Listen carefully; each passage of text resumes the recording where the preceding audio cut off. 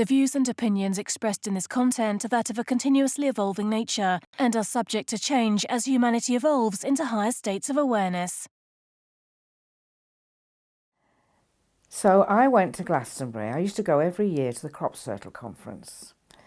And I overheard a lady called Marianne, she was Dutch, very attractive looking lady, talking about Fayad, just after Diana died, not long after Diana died.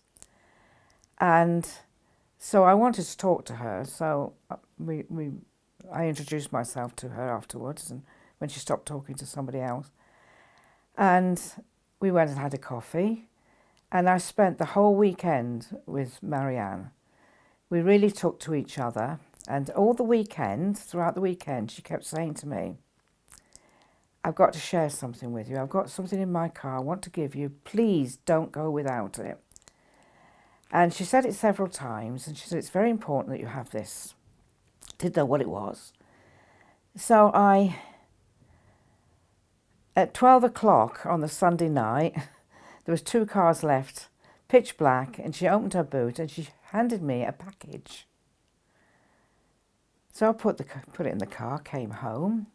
She gave me her address and telephone number, and she was going back to Holland. I never thought I'd see her again. And when I started reading this literature, it turned out that there was a group of people in Holland who sat in a circle. And Mary Magdalene came to them, and Archangel Michael, and told them that they had to go on a journey through France to the Pyrenees. And they would be taken to certain churches, certain places on the way, and they had to activate certain things to do with where they were going to find something, a place where to put the 13th earth gate. Now there are 12 earth gates around the world, and this was the 13th, and this was the last one. And we do have one in Glastonbury. We have one in England, and it's there. But they're all in very sacred places. And so I read this literature, but what was happening to me, and it was right, I didn't know that much then. It was a long time ago. It was just the millennium that we went that year to the Crop Circle conference and met her. And so when I was reading it, I was being taken very deep. And I'd not experienced that before. And I started, when I came back, I had my cheeks were wet where I'd been crying. And it really affected me, this. And it was very, very emotional. And I couldn't take much of it. I had to read some and then put it down. And I just thought, I've got to go on a pilgrimage. I've got to go there. I've got to go to this place. I'm gelling with this so much. And what the literature was telling you was, it was to do with the Cathars and to do with the Inquisition. And it was to do with the fact that the Inquisition was so frightened of the Cathars and what they were preaching to people. Well, not preaching, but giving their philosophy and their love and everything to the people. And it was all free. They weren't rich or anything. They didn't want that. And I didn't know anything about them. Never heard of the Cathars before. But the Inquisition killed all of them. And it was a terrible thing that they did.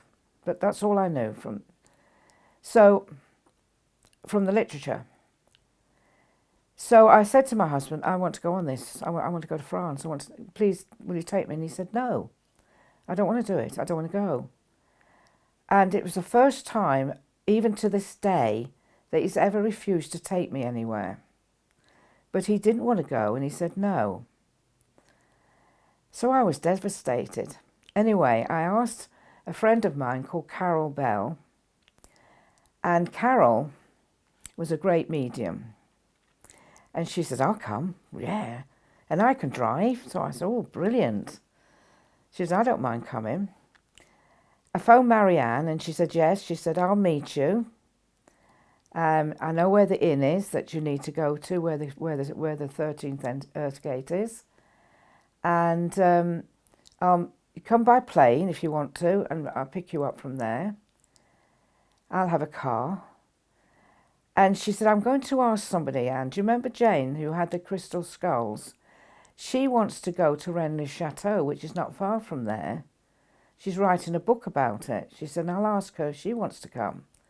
And she agreed to come with her crystal skulls. And then I asked a chap called Patrick, who we met at Harbour Low on Earth Healing Day many years ago. And he told me that his group of people went all over the world at the same time. They were sent, and they had to do, it was all to do with the ley lines, energy lines, and putting crystals in various places, this sort of thing. And that day he was doing a ceremony at Harbour Low in Derbyshire. It's a stone circle.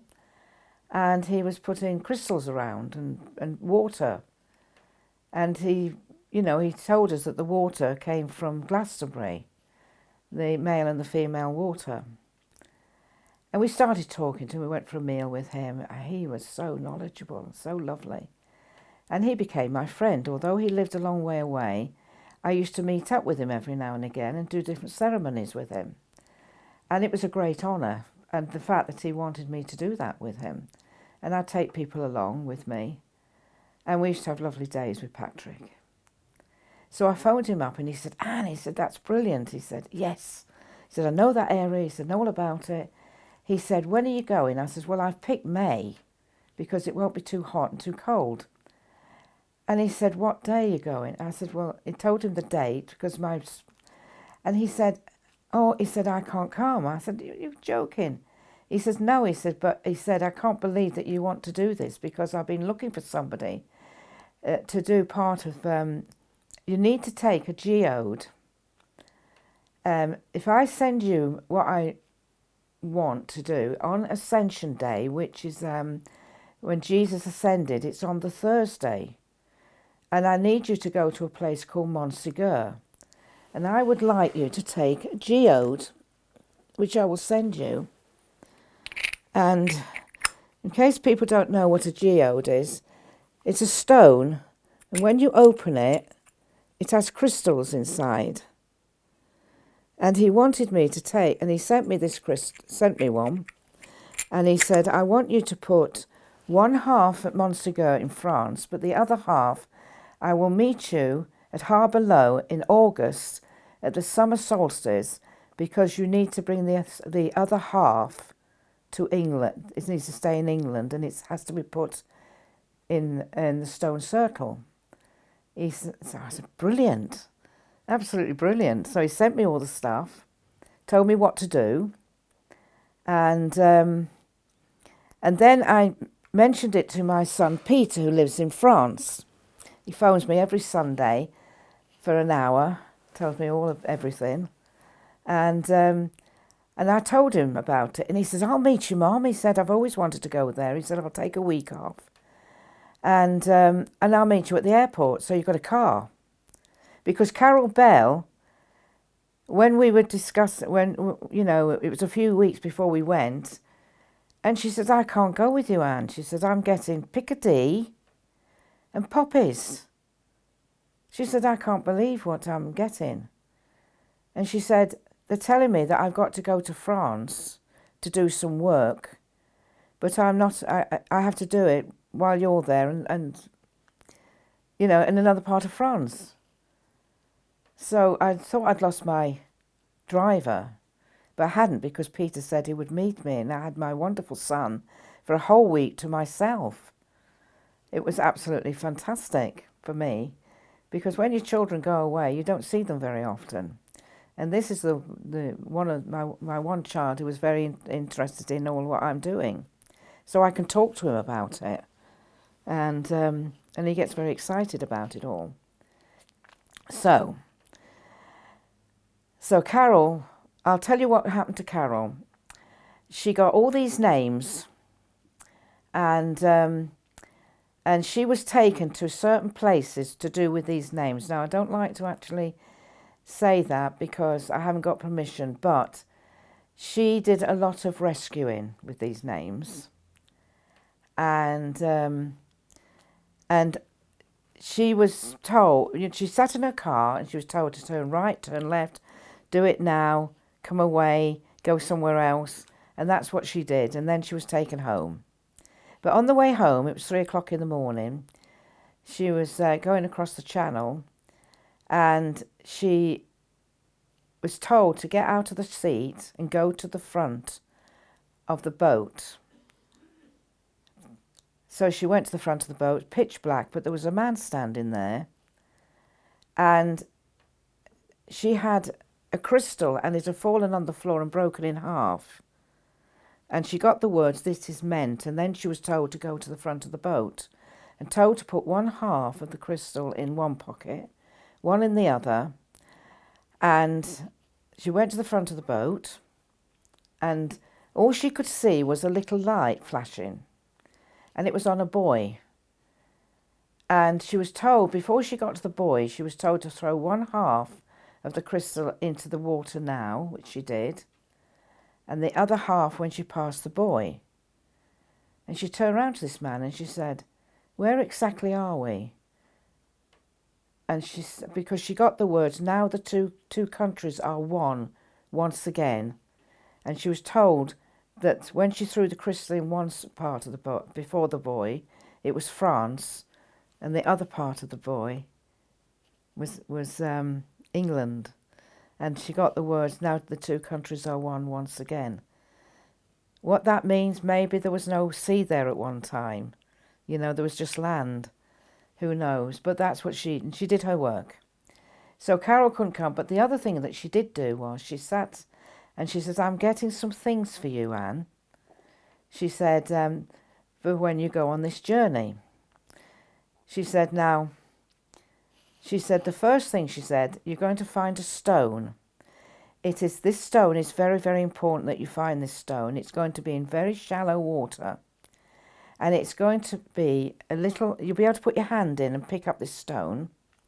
But it's got a little waterfall. It's got land and it goes like that and then it tips.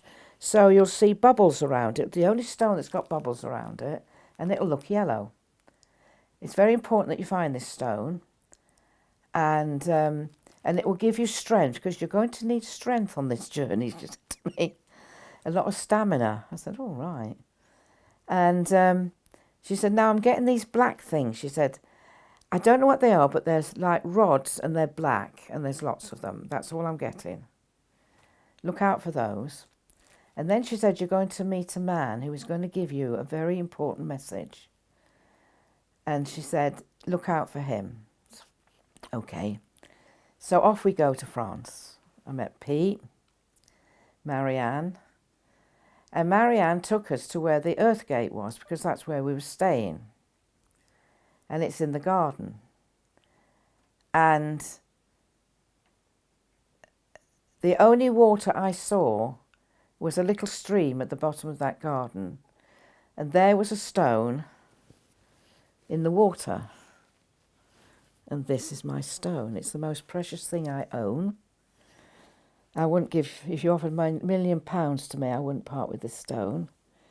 Because I was told by Spirit that it was my stone. It had been waiting for thousands of years for me to pick it up. How cool is that? And I believe that because I do such magical things with this stone.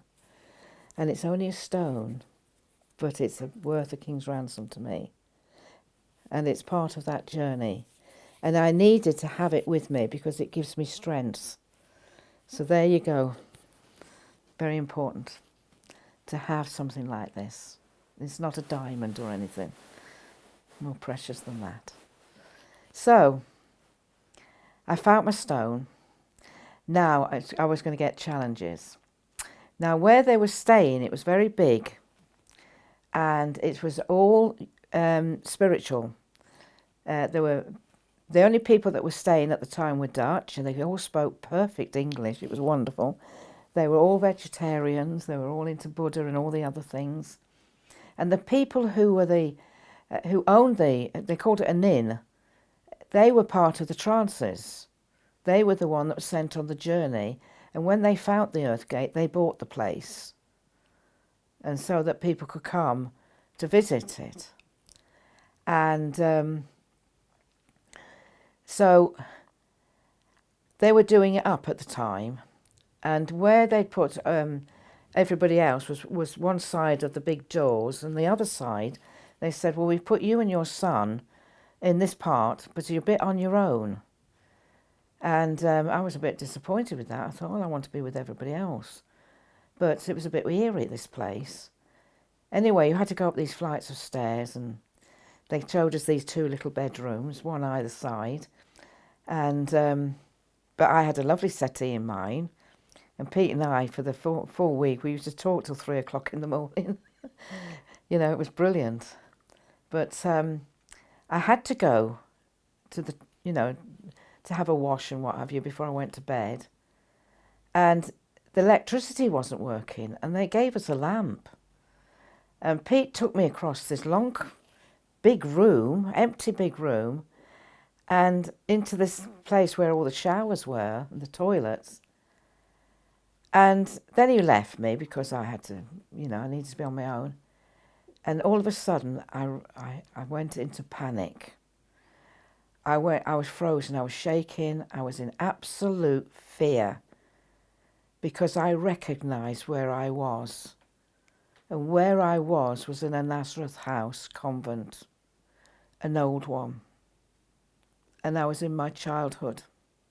And what I just walked through was the dormitory, because I recognised the sinks and I knew it. And sometimes you have to face your fears to get rid of them. And I was so frightened. But I said to myself, look, it's not a convent anymore. It's spiritual, and it's all wonderful now. And it all lifted from me. And I was okay, and I went back, and I never had that feeling again. I sort of overcame it. And when I went down for breakfast the next day, I said to the lady who owned the place, I said, what was this place? And she says, oh, it used to be a convent. It was a Nazareth House convent. I said, I knew it. And she took me to her office, and there were pictures of the girls from way back, black and white pictures, and they had the same uniforms on. But I had to go there to do that. That was one of my challenges. And I was very grateful for that. So anyway, I told everybody that I had to go to this, what I had to do with my geode. And the weather wasn't very good. It was it wasn't like summer that I thought it would be. It was raining a lot. And they said to me, have you got any other shoes? And I said, no. I said, I've only got these. So one of the ladies says, well, I'll lend you my boots. She said, I've only just bought them, and they're only, I've only worn them for 7 hours. She said, you're welcome to them. It looks as if we've got the same size. So I tried these boots on, and I wore them all day, and they were so comfortable. So, and somebody else said, well, I'll lend you a stick. And he lent me this stick. He said, you're going to need that with a spike in it. And why do I need a stick? And somebody else lent me a raincoat. And so there I am, knowing where I'm going. Nobody told me. And, spirit are very crafty. They really are. They're very naughty sometimes. Because when we went to this monastery at 9 o'clock in the morning, it was covered in mist. I couldn't see that much from my face.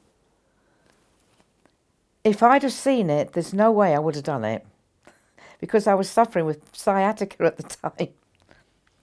But I had my beautiful Pete with me, my son, and we started to climb. And it starts to rain. And I'm thinking, I've got to do this because I promised I would do the ceremony on this place with the geode and the water and the silver and And the stuff that he'd given me, gold, he gave me some bits of gold. And 3 hours later, we got to the top of this flipping mountain. And I've got a picture of it here. And this is what I climbed. Let me find it.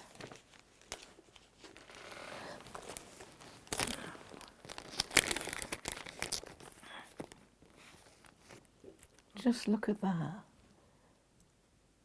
And when you climb a mountain, you don't just go straight up, you climb 3 because it goes like that. It was amazing, and there was this castle at the top of the mountain.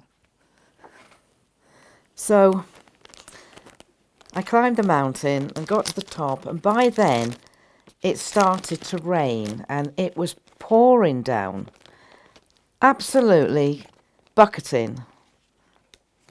Let me see. Right. That was one of the arches up there. Right. Now, I've got the geode, and in the corner of this castle, where they won't let you go because you've got a platform. This is the platform, right?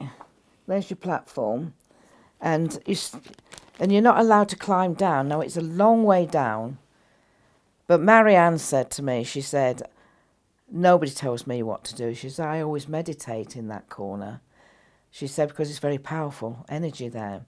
She said, that's where you want to put the geode. She said, that's where it needs to go. I said, well, I can't go over there. She said, I'll do it for you. So I took it, she got me to take it out of my pocket. And it's absolutely teeming down with rain, like buckets of water. It's thunder and lightning above us. And it's crashing so badly. And it's completely, you could see all the lightning and everything. And she goes to grab this geode, because I have it in a bubble wrap. And as I took it out, she went to grab it. Half of it fell, and it went straight down in between the wood. I grabbed the other one and put it in my pocket. And I said, that's where it's going. You're not going to touch it. It's not meant for you to touch it. And so Pete said, I said, well, I wonder where it's gone, if it's okay. He said, I'll go and have a look. So he goes down, because he can do that. He's young and long legs and everything, very tall. And he gets down there, and he said, oh, Mum, he said, it's brilliant. He said, it's up against a wall. The crystals are facing outwards. He said, you couldn't have placed it better. And he said, and nobody would see it if they didn't know it was there. It looks as if it's part of the wall. And he said, but something strange is happening here, Mum. He said, I don't understand what's happening. And I said, what's happening, Pete? He said, there's all these black slugs. He said, loads of them. They're all coming towards it. Now, do you remember she gave me these black rod things? It's a really black, long slugs. And they were all coming. And he said, there must be at least 20, 30 of them. He said, I can't believe it. And he was stepping out the way of them. And they were all coming towards it. Now, I think they were going to guard it. I don't know. But he said they were all heading in that direction. Anyway, he came back up, and it's thunder and lightning, and it's going like mad. And they stood at the end like that, where my finger is, right? And I was standing here, facing them, right? So they're there, and I'm here. And it's thunder and lightning. And they said to me, they've got this look on their face of absolute shock. And I said, what's the matter? And they said, look at yourself. And Pete said, look at yourself, Mum. So what do you mean, look at myself? And he said, look at yourself.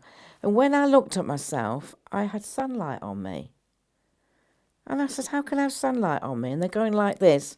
And I looked up, and the cloud had parted, and the sun was there. All of the sky for the clouds to part was just where the sun was, and it put the light just on me like I was in a theatre. Not on anywhere else, it was just around me. And I looked at it and I thought, how is that possible? And then it closed. But what it created was fire wind, rain, and the elements. We had all the elements. The earth, it had gone to the earth. We needed the sun, yes, for the fire, but also it created something wonderful. It created a rainbow. And the rainbow was completely round because we were high up. And I said, oh, look, look at the rainbow. And it was magical. And I had my son to help me up that mountain.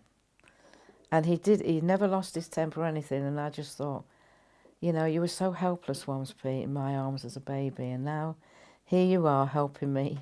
I needed your strength. And that's what happens in life, isn't it? With your children. Anyway, the Cathars it was a siege. And they took the last of the Cathars down from Montségur. And they burned everybody, all the babies, everything. And this is the monument to the Cathars at the bottom of it. I would highly advise anybody to go to that part of because it's fantastic. It's a marvellous place, and to go up that mountain was quite something. It took me a long time. But while we were there, the gentleman who owned the inn, and he was part of the trances, he was really lovely, and he took us all around the Cathar places. And one of the places he took us to was a cave, because they lived in caves, a lot of them did.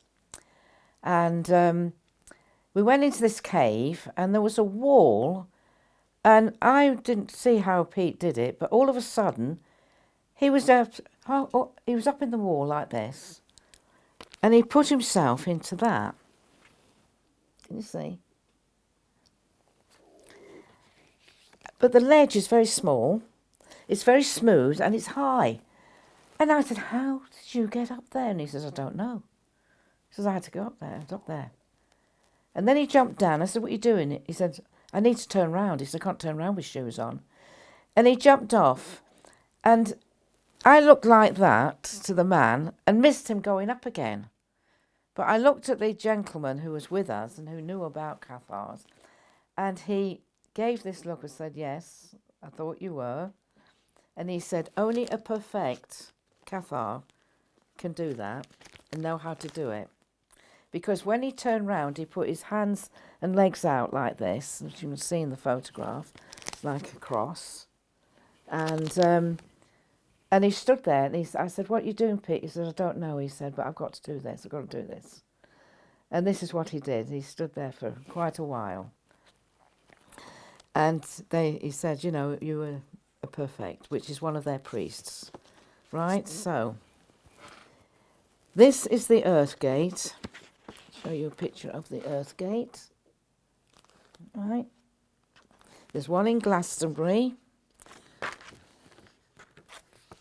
Right.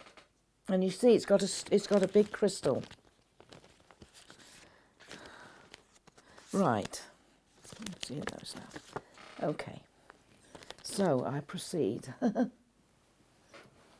So I'd done my job. I'd got thanks from the elements and everything. I felt really excited about it. And so we had a wonderful time. And one of the things we did, of course, we went to Rennes-le-Château, which is up there. And we went to Carcassonne. And in Carcassonne, that's where the Inquisition was a lot. And they did a lot of bad things to the Cathars. But I was drawn to the Cathars, that's all I know, and I did this ceremony. So now I will go on to tell you about the other half of the geode. So I met Patrick, and if you ever go to Harbour Low, it's up a lane, and it's a farm, working farm, and you go across 2 fields. And that's why it's not being harmed, because it's quite off the road. So it's a very good one. You know, if you want to go to one that's more or less standing, it's quite good, Harbour Low. And we noticed that a cow was mooing like anything. She was giving birth. And as Lady gave us some advice to pant at the right time, as a joke. Anyway, we went up to the stone circle, and Patrick was there with some people, and he said that he unrolled this cloth, and there were pockets, and there were 13 beautiful crystals in these. And he said, I'll tell you about these crystals, Anne. He said, these have been all over the world. He said, we're told to take them and we're told to bring them back. He said, and they've been to most countries. He said, I brought them today and they'll probably have to take them home. But he didn't. They said they had to be buried there with the other half of the geode. And he couldn't believe it. And Mike came with me, and we brought our beautiful friend called Di.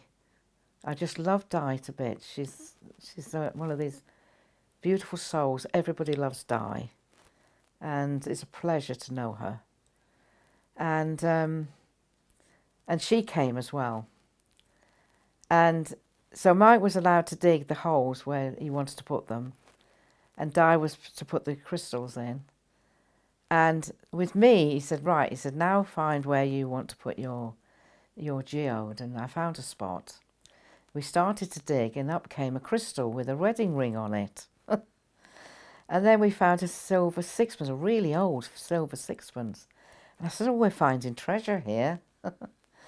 Anyway, we put the geode in and put the crystals back and what have you. And, you know, the wedding ring back and everything. And but before we started doing it, that's right. After that, it was afterwards. This little ball came into the stone circle, because there it's a bit like Avesbury. You've got a mound up the top, and then you go down into it. And he came down, and he looked like a dog. He was that small, and he was mooing, and he never stopped mooing the whole time we were doing those crystals. He just moved and moved. So he brought the love energy, the sound, I think. And then I looked up and I said, I can't believe what I'm seeing. I said, look what's happened. And all the way round, and it was a necklace of cows. There were 3 cows and a gap, 3 cows and a gap, all the way round the top. And they were looking at us. Now, I have a thing with cows. I love cows. I just think they're majestic. I think they're tender. They just seem to throw out so much love. And I'm a bit like that with sheep as well. And they were, all I could see was their heads looking at me, and I was saying, darlings, you know, you brought your love. It's wonderful. And, you know, when we finished, they all, at the same time, turned their heads in the same direction and walked away and started munching the grass. You cannot get cows to do that. That's impossible. But it was magical. Absolutely magical. And Patrick was so pleased with that we'd done our work. So that was my journey that I did. I had my son for a week, which was a wonderful reward. I got over the convent bit, the fear of that. I went up the mountain, even though I had the sciatica. And I tell you, the next day my legs just swelled up like anything, which started my arthritis, I have to say that. That's how it happened, I think. But for some reason, I only hope that I didn't do any harm on that mountain and I needed to do that. I don't know. But who knows? Maybe somebody's got an answer for me, because I would like to know. But I was very pleased that I did this. Now, let's go back to John. But it comes at the end. I met a lady And I was wearing, and this is the Cathar cross, right? And I bought this, and she said to me, she said, you were a Cathar. She says, I'm a Cathar. She said, you're a Cathar. I said, why do you say that? She said, because they think they killed all the Cathars, but we're all back. She said, there's a big gathering of Cathars. She said, I want to invite you to it at Avesbury. She said, you need to come. And Mike said, yes, we can go, because my son doesn't live far from there. So he said, I'll go and stay with David, and you can have the weekend with this lady. So I went off, and he dropped me off, and she took me to some people. And this woman turned round to me, and she was ironing, and she said, your son, you have a son, she said. You're to do with the Cathars. He was a Cathar with you. She said you were his mother in that life with him, and he was your son, and you were both Cathars, and you were both perfects. And she said, and you've been together again, haven't you? She said, to do with the Cathars. I was knocked over. I couldn't believe it. And and then they started talking about a man that was dying, who was hanging on to life, like literally, in Glastonbury. And he said they're looking for the fourth person that came down in a basket. And they said one's in spirit, one is a lady that lives in Glastonbury, he is the other one, but they need the fourth one, and we don't know. How do we get that? And I said, well, I think I know who it is. And everybody looked at me, and I think it's John Walsh, because he told me that he could hypnotise himself, and he came down in a basket with a treasure. And they said, you need to phone him, he needs to come. I said, he lives a long way away. I said, he's not very rich, and he's probably as a mind body, because he does all the mind bodies. He sells his books. And it's Saturday. They said, ring him. I said, I haven't even got a phone number. They said, look in your bag, look in your bag. I couldn't believe it. I had his phone number in my bag. I don't know how it was there, but it was there. I phoned him, and he was in. So I explained where I was and what had happened. And he said, no, he said, I'm not coming all the way up there. You must be joking. Put the phone down. 3 minutes later, the phone rang, and he said, I'm on my way. He was obviously told to go, and he turned up. And we took him to Glastonbury, to this dear man that was dying. That was my part. It was finished there. I didn't go to the house. It was a secret location. I never met John afterwards in Glastonbury. He just went with his car home from there. And nothing was said to me, because this is what I do. I take people to people. I give people things. That is my job. And it's great to do that. And I met John many times afterwards, and he never said what happened. I didn't need to know. But when I go to the other side, I'm going to say, okay, what happened there? But apparently he did. They did get together, and the man died an hour after he left. He left the place. He went home. So that's where John comes in, because it's all ties up with the fact that it was a basket. I went up the mountain, and I met these ladies. I went to this meeting, and I took John there. So it's all stepping stones. That's what's magic about all of this. It is incredible. And I didn't tell you the last one. When I was in Rennes-le-Château, we were going to the airport, and Jane, who I was with, who had the crystal skulls, she was writing the book about the priest in Rennes-le-Château, and she had a little bit of money left, and she wanted to buy a book. So she said to Marianne, have we got time to go up there to the shop? And she said, oh yeah, we've got plenty of time. And so we went, and it was a lovely day. I remember it was so sunny and beautiful. And I sat on this wall.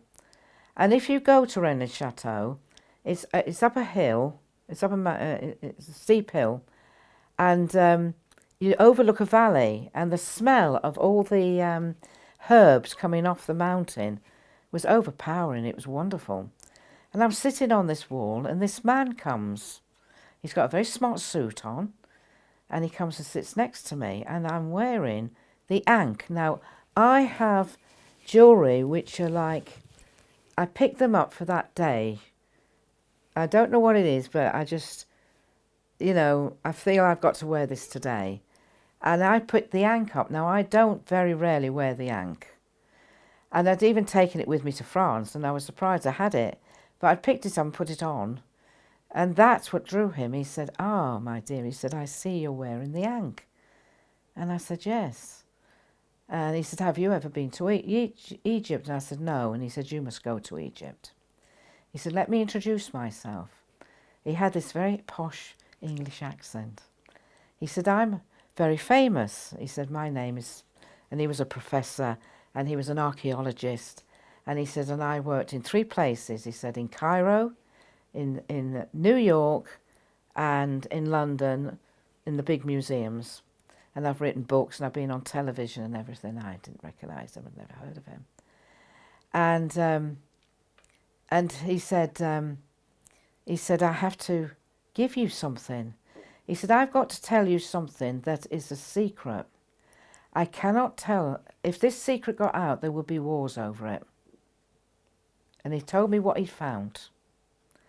But I cannot tell you because it's a secret. But what he told me was what we got in Circle with Judith 2 years before, word for word, exactly what he told me. So that was for me to give it to Judith, because Judith always wanted proof. She never believed anything that came through her unless Spirit gave her proof. And I had to go to meet this gentleman to give her proof. So that, it was another thing that I did on this journey. Yes, I'm a go-between, shall we say. So that was wonderful.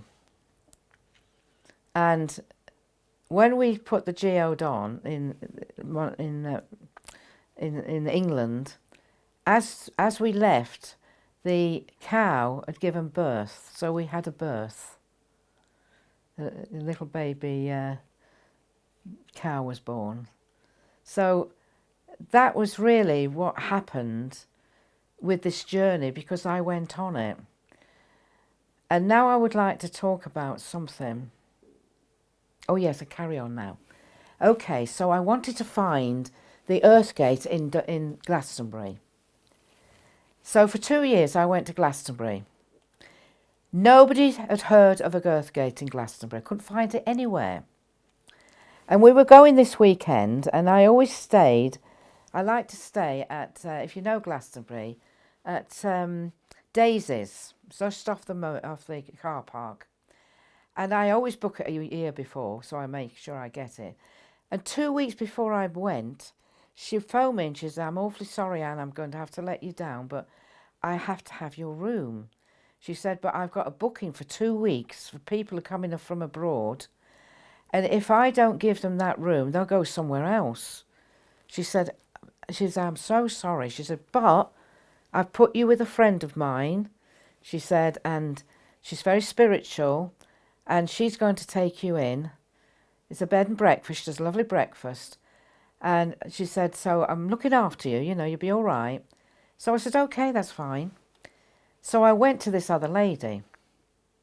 And on the Sunday, I didn't fancy what they were talking about with the crop circle. So I said to my husband, "I want to just chill out here. I want to sit in the lounge overlooking the garden and just do some meditate and be on my own. Come and pick me up at lunchtime." So he did. He went off. And I'm sitting on this settee.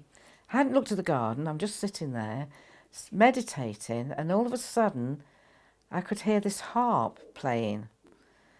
And I'd noticed there was harp in the corner of the room, and the young girl who lived there, the daughter, was a student, and she had to practice So she started playing the harp. And I opened my eyes and she says, I'm sorry, I have to do this. I've got an exam tomorrow. I said, you carry on, it's wonderful. The vibration with this harp was fantastic. And as I looked into the garden, I couldn't believe what I was seeing, because I was looking on the Earth Gate from Glastonbury. There's the Earth Gate, but it hasn't got the stone in it. It should have the stone. So Betty, but Daisy took me to that place. You see how spirit works. I was so disappointed I couldn't go there, but it was the best thing she did for me, because there was the Earth Gate. I found it. And I needed to find it, so I went and worked with it like I worked with the other one. It was wonderful. So that was a prezi, as far as I'm concerned, for me. And I was able to tell everybody where it was. You know, it's in this garden. It was up the Tor. It was one of the houses up there. You go up the Tor, up the road to the Tor. So, now, you know, my husband wouldn't take me, but Peter took me. And I want to talk about my son Peter a little bit, because he had a little girl called Bertille. And in France, because his mother is French, she's my little mademoiselle, is my little granddaughter, Bertille. And they couldn't christen her, because when they christen something in France, it's like a feast, and all the family has to come, and they're all over the place. So it's like a wedding. So she was 18 months before they actually christened her. And he invited me, and he's always said, I want to take you to this little village where the mother lives, the parents. And he loved going there. And everybody loved him in this village. And he took me around the place. He took me to the little church, you know, and I remember he walked with me with his arms round my shoulder, you know, and we walked all over, and he took me up to the church. And it was very, very hot. And this was a year later, by the way, after we did our Monster Girl thing. And we had the christening. He was in the church and he was so happy and everything. We had a week with him, and we said goodbye to him at the airport. And he said, I love you, Mum. We said we loved him. And he died 3 weeks later of an aneurysm. It was a very quick death. He had no illness.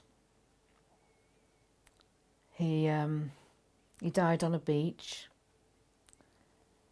He fainted. He came to, and he said with French words to his brother-in-law, that was weird.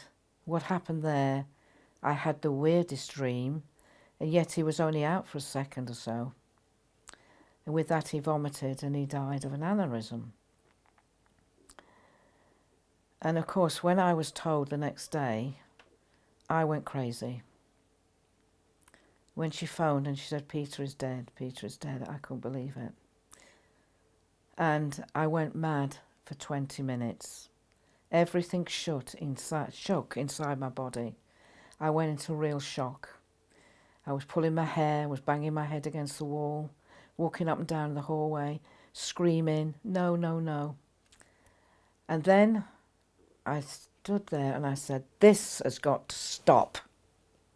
You cannot change it. You know, he's gone home. I just wanted to know if he was okay, that he'd gone to the light. I knew he would, because he knew what to do. But I sat on the settee and I said, right, from this moment on, I'm going to celebrate where he is. And all that lifted off me.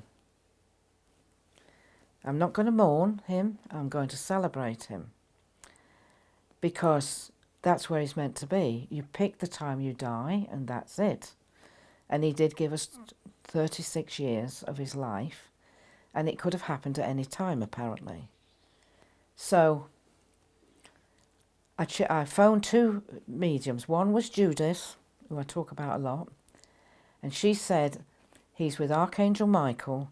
He's got two beautiful beings with him, and he is absolutely over the moon of where he is. He's so happy because he's gone home. I phoned another lady called Ishbel, and Ishbel told me exactly the same thing. He'd gone to the light and he had these beautiful beings with him. So I knew he was safe and he was home. And when I went to the funeral, that was so hard because we actually buried him in that church. I never told you that.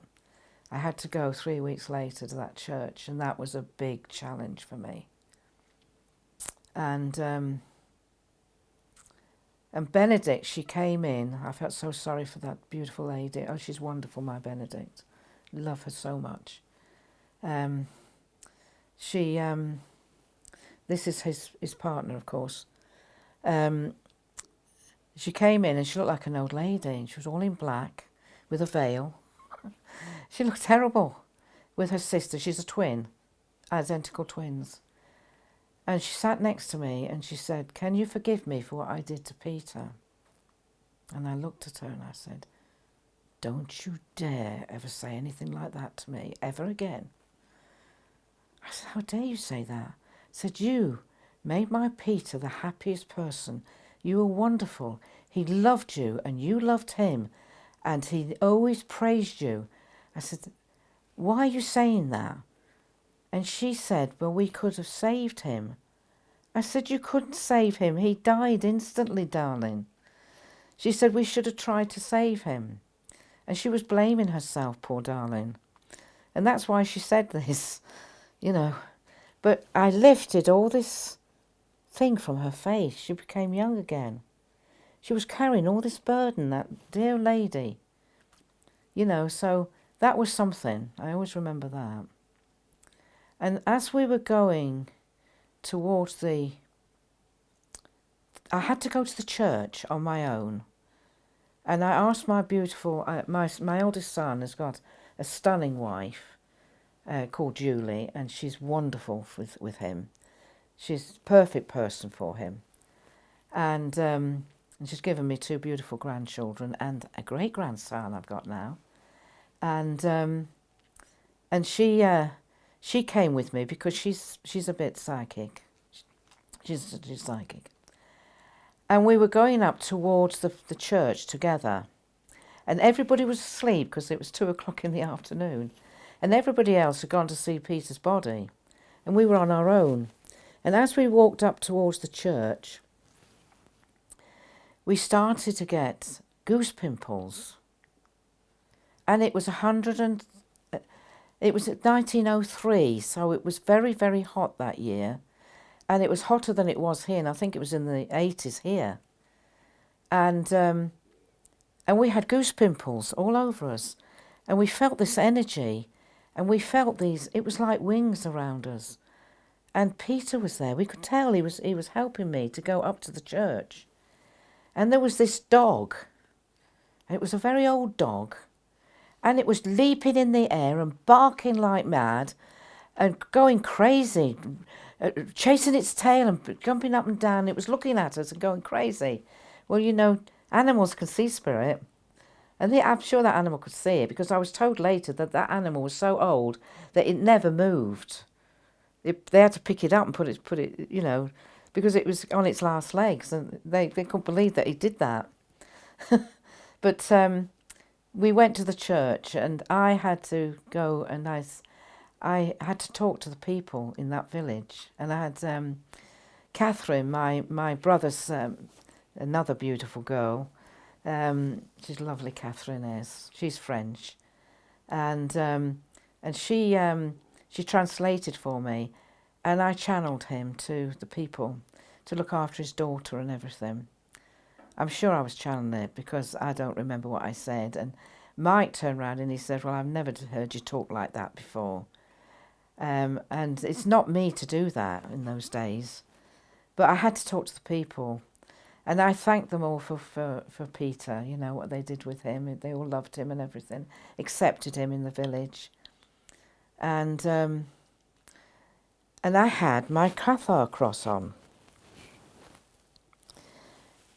And in the middle of this Cathar cross is a little bit of it's a stone. It doesn't go right through, and it's only a piece of glass. It was very cheap. And the church itself, it was very, very old, and it was very dark inside. And they had a few candles, but there was no electric light or anything. And my David's daughter, I can't think of her name for a minute. Kaz came up to me later and she says, Auntie Anne, she says, is that the same thing you're wearing when you're in the pulpit? I said, yeah, why? She said, well, it can't be. I said, why? She said, because it was sparkling. She said, I thought it was a diamond in there because when the sun hits it, it throws prisms all around it. And she said it was shining like that. And she said, it can't be the same. And you were in the dark and there was no sun on you. So something happened with that, didn't it? Also, when Peter died and I heard about it, I had a butterfly over my head all day. And when I went up the hallway, it followed me. It followed me everywhere, that butterfly. All my friends came, all my spiritual friends came. And they looked after me. It was wonderful that they came because I needed them, because they understood that I was celebrating. Because most people expect you to be crying and what have you. But don't mourn them, darling. They don't want you to mourn them. And my daughter-in-law, a few years later, very proudly, she told me that she went to the grave because he's buried in the little church because she belongs to Bennett Berteel, not me, because she's next of kin. And she's with the family, her family. They go back hundreds of years, you know, it's a long time. You can read all the relatives of her because they didn't move about people at one time. And she said, we go to the grave every Sunday and we cry and we take flowers. And I said, Benedict, I don't think Peter would like you to do that, you know, darling. Oh, no, he'd like it, you know, this is what you do. I said, for one thing, you're taking Bertile, who's 18 months old, and you're crying with the father, so she's only going to think of him as sadness. That's not good, for one thing. I said, but he wouldn't like you to do it. He don't mind you going, but he's not there. If you need to go, but don't cry. Celebrate, you know. And so she said, well, how do we ever know what he wants? I said, let's ask him. So I sat there and I said, Peter, do you want Benedict to go to your grave and cry with Bertile? I said, we'll leave it at that and see what happens. The next day, we went to a garden centre because it was raining. And it's a big one in Brigg. And in these garden centres, they have books. And I went to the books. She wasn't with me. She was just a little way away. And there was a picture of... Where's my book? Where is he? Where's my Pete? Oh, here he is. This is my beautiful son, Peter. Yes. I've got lovely children, by the way. Very lucky. And he looks a bit like a film star. It's Nigel Hafers. When he did Out of Africa, I think it was called that, there's certain ways he looks. It's him. And they captured his picture on a book that was facing on a shelf. It was, and I looked at it and I thought, my God, that's Pete. So I called her over and asked Benedict, look at this. And she says, très bien. She said, it's Peter. She says, how's that possible? I said, it does look like him, doesn't it? And she says, yes. And then my eyes went to the next shelf and there was another book. and it was only a small book, and it was facing the same way, and it said, "Do not stand at my grave and weep." Honest truth. I did not touch those books, and she stopped doing it. I'm getting energy through me now at the moment, telling you this. And one of the gifts that was given to me, and if I may, I would like to finish with this, because when I got back from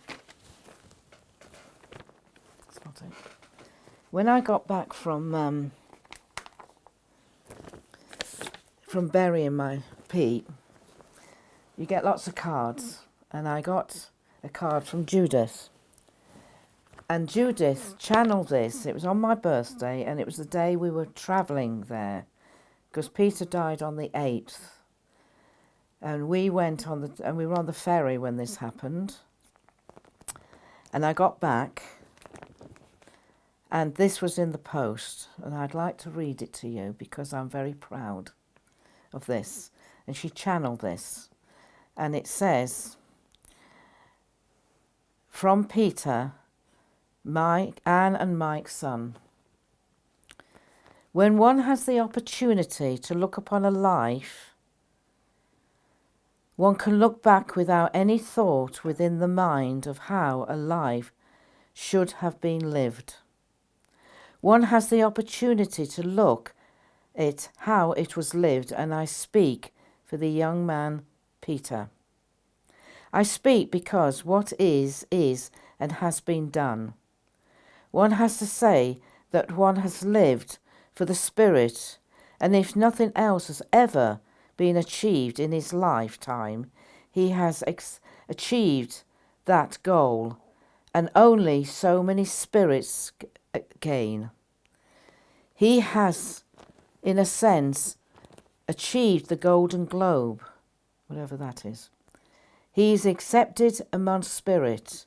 He is already within the realms of spirit. He is already in the realms of light, beyond what most spirit goes to. That can be a comfort to the family to know, to understand what he has achieved in what is half of an expected lifespan upon a person, upon the planes of existence. One can allow oneself to feel pleased to know that one has reached such an ecstatic position. One never knows when within flesh what one has achieved, for one can truly know when they have taken that last breath that they are no longer of the earth existence. Many people like to think within their own minds that they are doing what should be done, that they are living the life that they should be living, but none of them can ever truly understand what it is they should be doing or should have done. For it is only when spirit returns home that they can look back and realize what their life has meant to them, what they have learnt from it, what they have done to think of, to accept the existence of spirit and the existence of God. One looks at others' lives, and sometimes one thinks that their life is lacking upon a spiritual level. But how are they to know? Who are they to judge? Because one does not know what another spirit has come for, what it has to learn, or what it has to be. Some have to live a long time just to learn a little lesson, because of the self that is within that controls the spirit. The young man's spirit from a very early age was prominent in his life. He allowed that spirit and his own self to become almost as one. But you see, he lacked the strength within his emotional side of life. That was his downfall. if it could be classed as a downfall. He had this in him to please others at all times. So to him, sorry, I've lost my place. All time. To be as he knew he should be. But you see, there was many overbearing factors within the young man's life that has shaped his life, that has put him from one place to another, that has taken him sometimes and put him into situations he should never have been put in the first place. But he has shone through.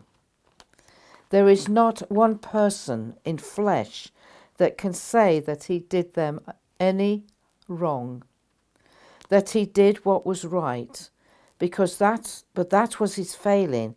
He tried to do everything right, for he knew what his life was for.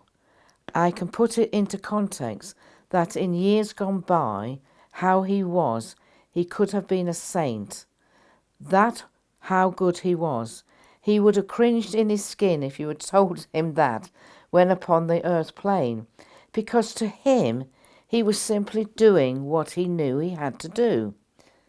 He knew deep within him what his pathway was, but it was this pulling of others that always created diversion. He, in his simple-mindedness, he was strong-minded, but in a lot of aspects of humanity, he was easily controlled by others. In some aspect, he could dig his heels in, but in most others, he could easily be swayed. I mean, the light isn't very good. I can't see it very much. So you see, he thought of others and the impact that he has left behind upon the earth will be felt, and it will be felt by a lot of people. He has work to do within flesh, and he had work to do in spirit. Many people are going to benefit from his presence. He already knows what he is going to do. He's only been dead 2 days. He has already decided. You see, spirit within was not an ordinary spirit. It was a very highly evolved spirit. He was a very special person. And he came and he did what he had to do. These who are too material, these who understand a spirit know that he walked in wonderful shoes, and there are not many people who could live up to that, to walk in his shoes. You can see why I'm proud of him. It is sad because of the vibration of others are feeling the loss of this young man, the loss of a son, of a friend, of someone who brought a light into their lives. But in spirit we rejoice because one has returned home with such a wealth of love, a wealth of standing. A lot of people in spirit welcomed him with open arms. He knows where he is. He knows what he has to do, and he has taken the task, and it will be felt. May all concerned who knew this young man, may they all have the knowledge that he will be felt as much, in fact more, from the spirit realms than when upon the earth plane. And I'm going to say this as well. And the ones upon the earth plane who knew within their hearts that they were not nice to this young man, they will feel it, they will know. As with all things, retribution will be delivered. These who only thought of material and of money, they carry their own guilt. They carry within them what they know they did. The young man's life was not easy. He carried burdens beyond what others would have carried.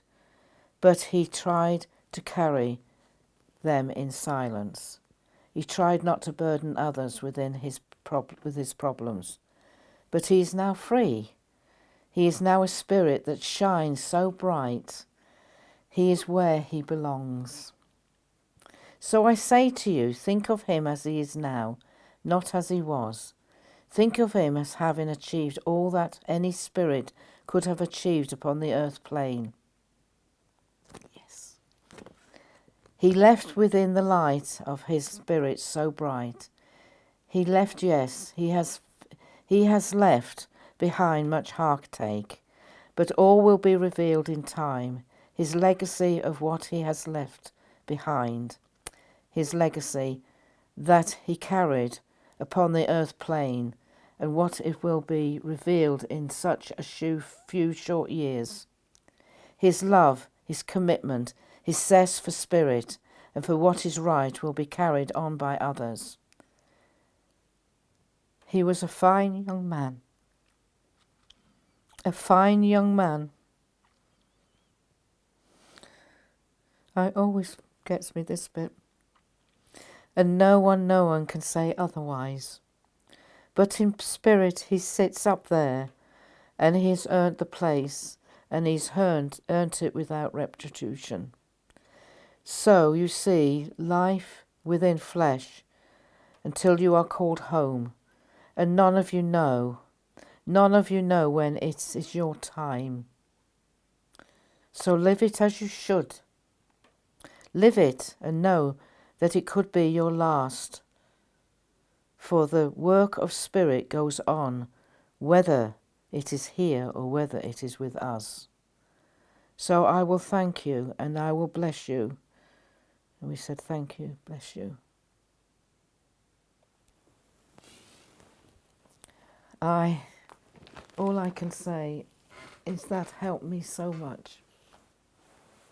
And I think because I celebrated, I was given that. So please, darlings, I know to lose a child who is so wonderful with you. I wanted him next door to me all my life, but he had to go to France. I was told that Peter, once he had Bertil, he didn't need to stay. He came here to give life to this little girl who is now, well, she's got the figure of Diana. She's tall and slender and beautiful, and she's so lovely inside. She's about 17 now, something like that, and she's lovely, my little mademoiselle. But I have wonderful grandchildren, all of them. I'm so blessed. I'm so lucky. I am so wealthy. These are my wealths and my.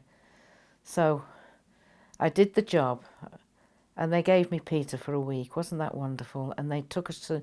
That's why the christening wasn't there till that last moment. That's what I feel. We needed to say goodbye to him in France. And he needed to die in France for some reason. When he was being buried, it was the only time that I actually broke down. And I broke down because of what the children did.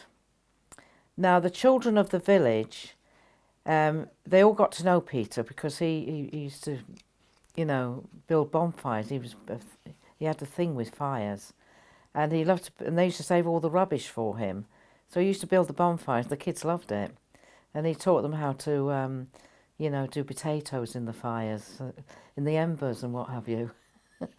And anyway, he used to make things for them. He used to buy things, and he'd go back with things, and he said, I'm going to show the children how to do it.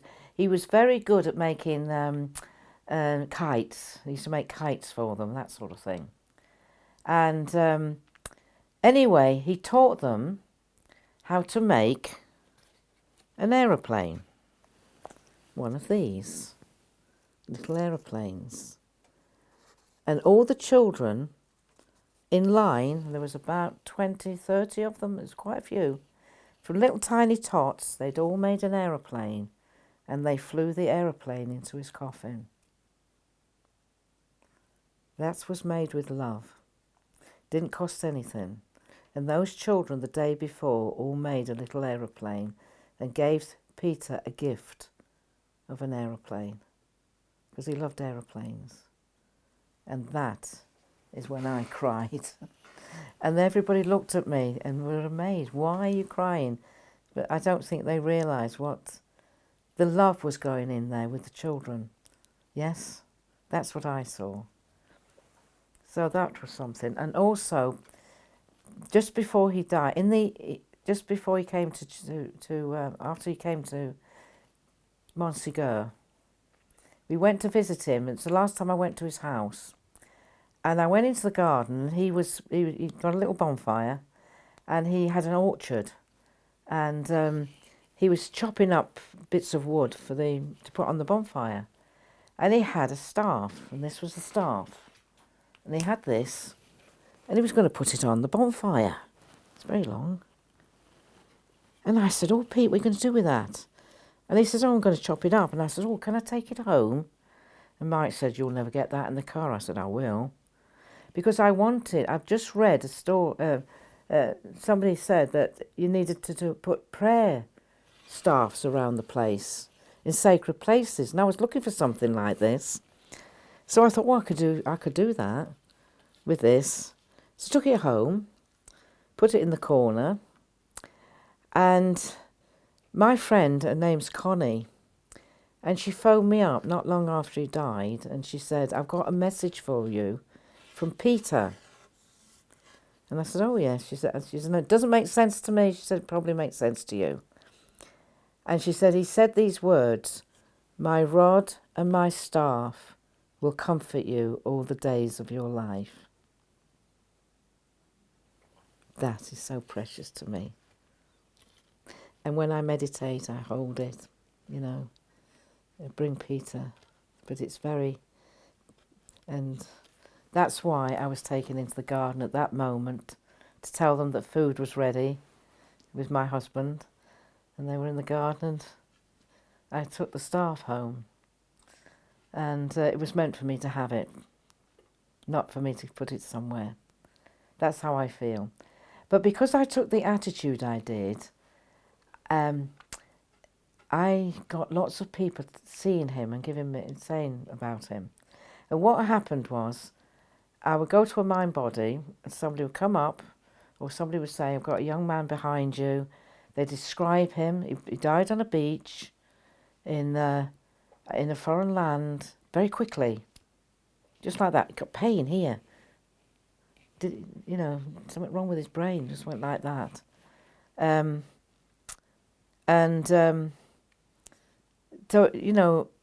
I got this a lot. It was a real comfort to me. And I was in a restaurant, and we always have a meal after we go to a mind body. And we were in this restaurant, and I was with other people. I remember there was other people, and this woman came up behind me, and she tapped me on the shoulder, and she said, "Excuse me, dear," she said, "I wonder if I could have a word with you." And I said, "Do I know you?" She says, "No." She said, "But I really need to have a word with you."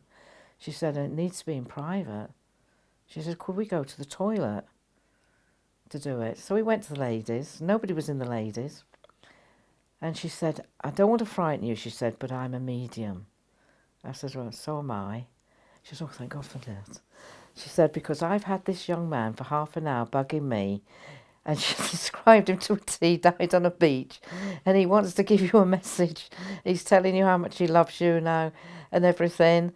And he just wants you to know that, And I think he came to me in various places so I could tell other people who were not into spiritual stuff and who were frightened of death to say, if you do it right,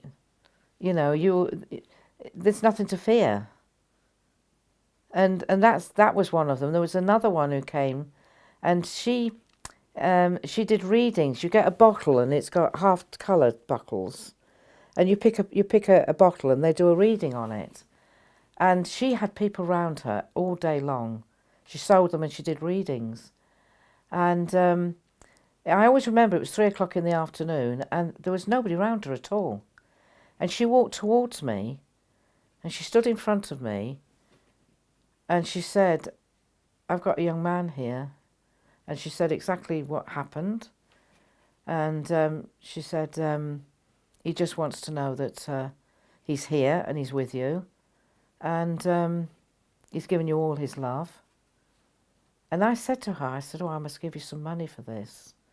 And she said, oh, no, my dear. She said, that came from Spirit. She said, that was your gift from your son. I'm just the vessel. And that was wonderful that she did that. I was so pleased. And then one day, I always had a picture of Peter, and I would buy him pink roses. And I did it for a long time. But this week, I couldn't find any pink roses anywhere. So all I could buy him was one yellow rose, so I put it in the vase. And on the Saturday, I went to a mind body, and this medium said to me, she said, oh, I've got a young man with you.